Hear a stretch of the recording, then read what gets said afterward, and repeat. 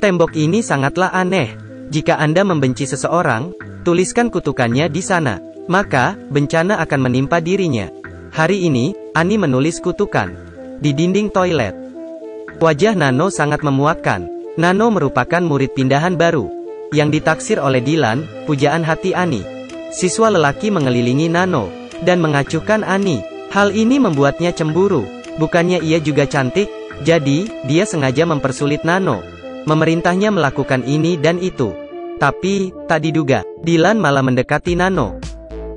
Mereka berdua semakin dekat. Benar-benar menjengkelkan. Ani hanya bisa menulis kecemburuannya di dinding toilet. Tetapi ketika Ani keluar, ia berpapasan dengan Nano. Suasana sangat canggung. Ani mengacuhkannya. Seperti tak terjadi apa-apa. Tapi, saat Nano melihat tulisan itu, ia tidak marah. Malahan, ia tersenyum. Esoknya, kutukan menjadi nyata. Ani menyuruh Nano membantunya cuci baju. Tapi, tiba-tiba ia mencium bau busuk. Ani mencium bajunya. Tidak bau, kok. Lalu ia mencium Nano. Hampir saja ia muntah. Dylan dan teman-temannya masuk. Dengan gembira, Nano memberi Dylan air. Tapi, Dylan mual. Semuanya langsung kabur. Nano tak tahu apa yang salah.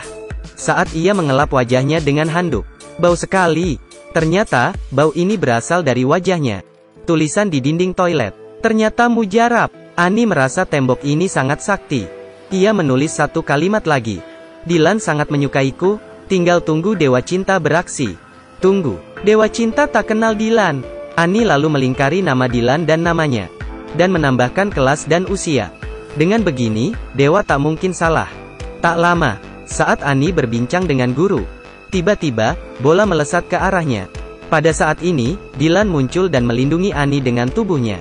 Jantung Ani berdebar kencang. Bahkan ia mimisan. Mungkinkah ini pertanda? Tapi, Dylan justru bilang, lihat apa kamu, yang aku lindungi adalah guru. Dylan berbalik pergi. Ani sangat marah. Teman Dylan malah mengomporinya. Tak kena bola kenapa mimisan? Kamu bucin, ya? Lupakan dia. Tidak mungkin ada yang naksir kamu. Ani tambah marah, dan lari ke toilet. Ia menulis kutukan ketiga. Aku harap teman Dylan jadi anjing. Ia lari keluar untuk melihat. Temannya sudah berubah jadi anjing.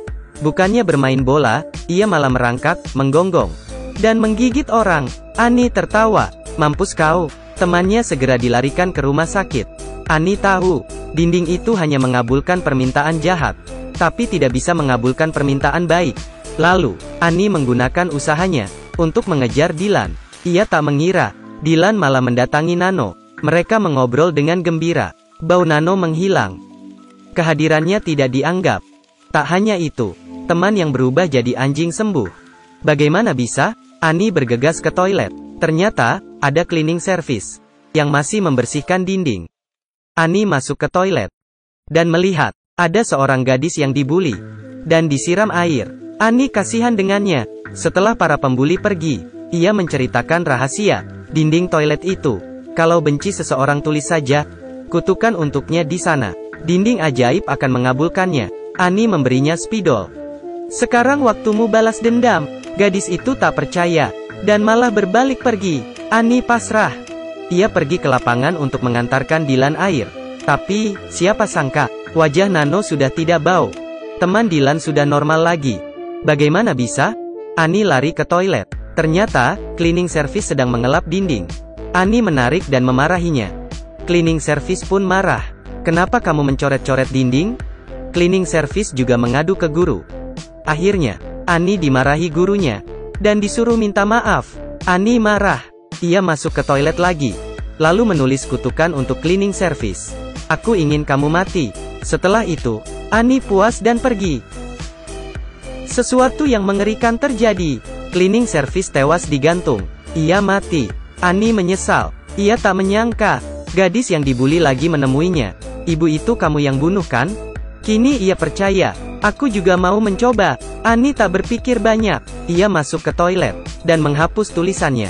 Ternyata, ibu itu hidup lagi. Tapi, ia menatap Ani lekat-lekat. Ani takut dan segera pergi. Tak lama, Ani melihat Nano sedang bermesraan dengan Dylan. Ani sangat emosi. Ia mencengram spidol di sakunya. Benar, kutukan dimulai lagi. Tak lama, Nano berteriak keluar. Wajahnya berlubang. Ani tersenyum licik. Ia menulis. Wajah Nano berlubang seperti bulan. Dendam terbalas. Tapi, ia malah merasa bersalah. Malamnya, Ani melihat bibi itu di depannya. Ani ketakutan dan masuk ke dalam selimut. Tak lama, ia mengintip keluar. Ia sangat ketakutan. Di depannya ada Nano dan bibi tadi. Nano berteriak dan menangis. Seperti ingin menuntut balas. Untung saja itu hanya mimpi. Ani sangat stres. Esoknya, ia tidak bersemangat di kelas. Tapi, masalah belum selesai. Temannya jalan ke arah jendela, lalu loncat. Ani shock. Ia pergi ke toilet dan melihat. Sudah ada kutukan tertulis di sana. Benar. Itu adalah kerjaan gadis yang dibuli. Tak lama, rahasia dinding ajaib menyebar di kalangan siswa. Di sekolah, banyak hal aneh terjadi. Gadis ini jadi sinting. Saat makan, ia tiba-tiba berdiri di meja dan menari sambil membawa mie. Ani tahu, ia pergi ke toilet. Tapi, dinding toilet sudah penuh tulis.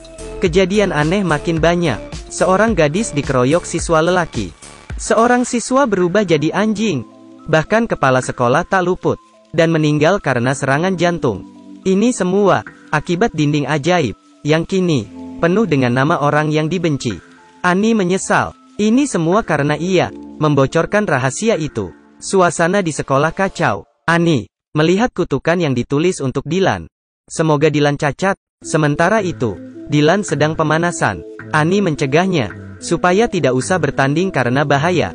Tiba-tiba, Dilan terjatuh dan tak mampu berdiri. Kakinya sakit bukan main. Kutukannya mulai berjalan. Hanya ada satu solusi. Ani lari ke toilet sambil membawa lap dan cairan pembersih. Saat itu, ia melihat tulisan yang menghapus akan mati. Sungguh keterlaluan.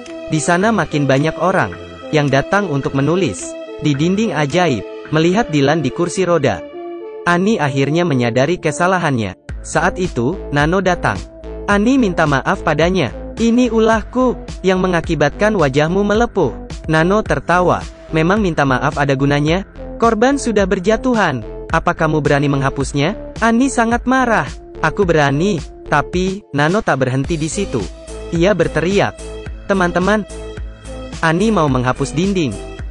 Semua orang mengejar Ani. Mereka masih ingin menulis kutukan di dinding itu. Ani lari secepat mungkin. Ia ingin mengambil lap dan pembersih. Tapi, terlambat. Ia segera masuk ke toilet. Mereka menggedor pintu.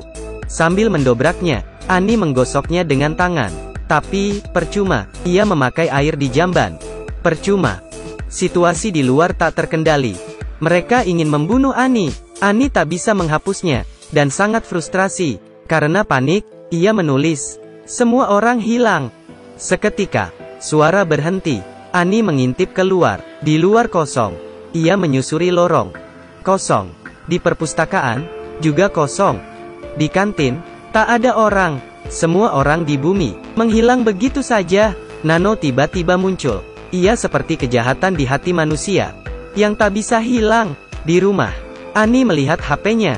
Semua kontaknya lenyap. Ani mengira ini hanyalah mimpi. Ia mencuci muka di toilet. Saat melihat ke cermin, bayangannya tak nampak. Cemburu kini tak berarti lagi. Wajar untuk cemburu, tapi kita tak boleh melukai orang lain. Karma itu ada. Jadi, menaburlah yang baik. Film pun tamat. Kalau suka silakan like. Dadah.